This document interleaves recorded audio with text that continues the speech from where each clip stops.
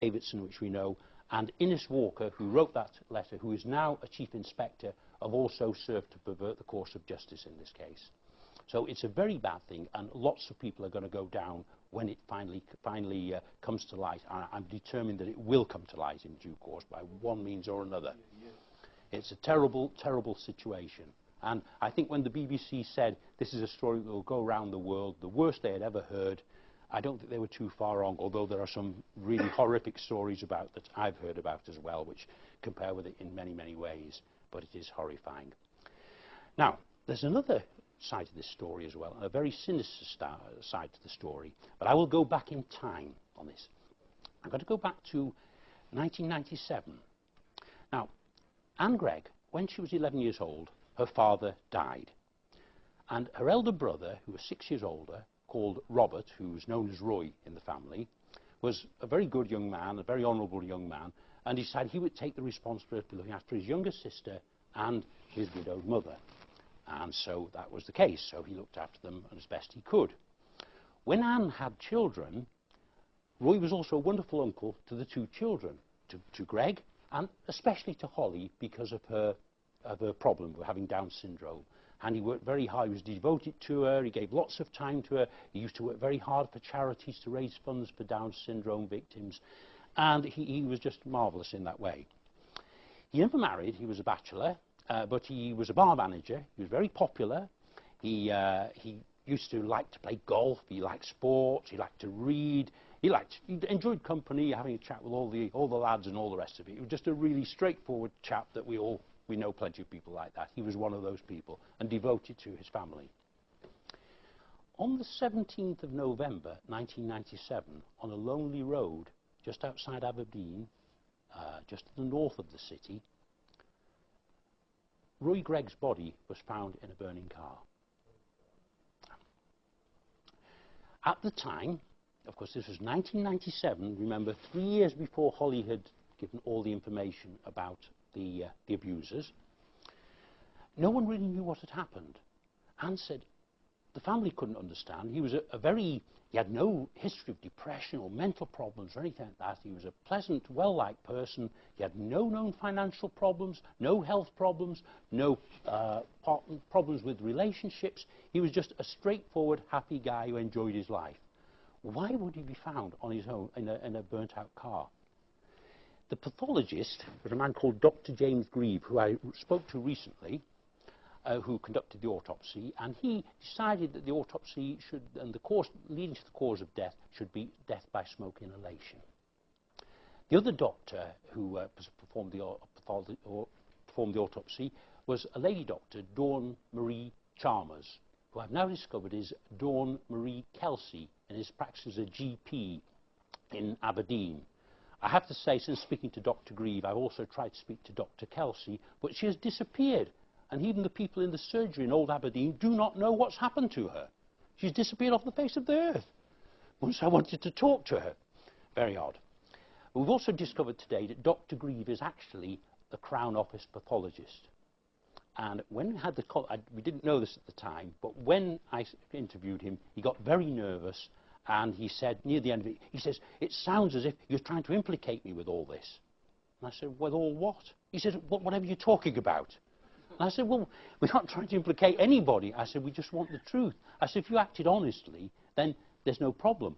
But I will tell you, Dr. Greig, and you're an expert, but let me tell you this, because I've been doing a little research myself, although I know nothing about these things, but I have talked about people who do know what they're talking about. And one of the first things that they have said is that it's very, very, what we should say is it was described as an unexplained death, but probably suicide. That was how everybody was led to believe it was going to be. It was a suicide.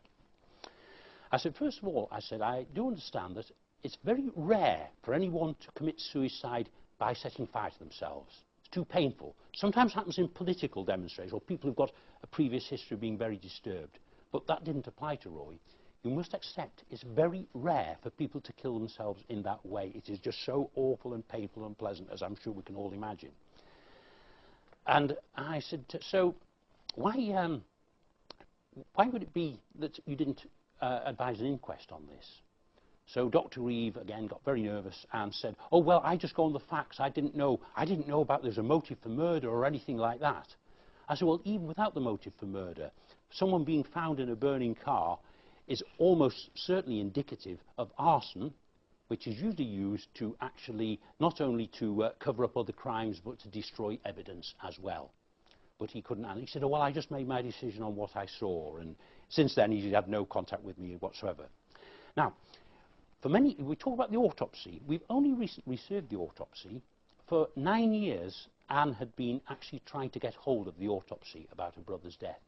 And each time the Crown Office either ignored her requests. Now I think we can see why. We eventually got it. I applied for it, and they told me that they did have the autopsy, but it would be better if a doctor that they appointed would call us about it rather than send it to us and explain what the autopsy was all about, because we might not understand it. We might misunderstand what's in this autopsy. So one of our doctors will ring you and he'll explain it fully to you, exactly all the implications and what everything means, because you probably won't understand it. So at this point I said, well, look, send us the autopsy. We'd rather have it. If we don't understand it, we've got doctors we know who will explain it to us. So don't worry, just send us, and if we're not sure about anything, we'll find a doctor to explain it to us. Eventually, they did send the autopsy. This was 3 weeks after they'd said they weren't going to conduct the investigation. It arrived on New Year's Eve 2009. In the autopsy, it's made clear that a good deal of alcohol was found in the stomach of Robert Greig. Like Robert Greig being the bar manager, he was a very moderate drinker. He didn't drink a lot of alcohol at all. The alcohol that was found in his stomach was a brown liquid which was thought to be whiskey. Robert Greig, unlike most Scotsmen, hated whiskey. He never drank whiskey. As well as that, there was severe damage to Robert's skull. 2 ribs were broken, and his sternum was broken. All the experts, and they're acting informally at the moment, I would like a proper formal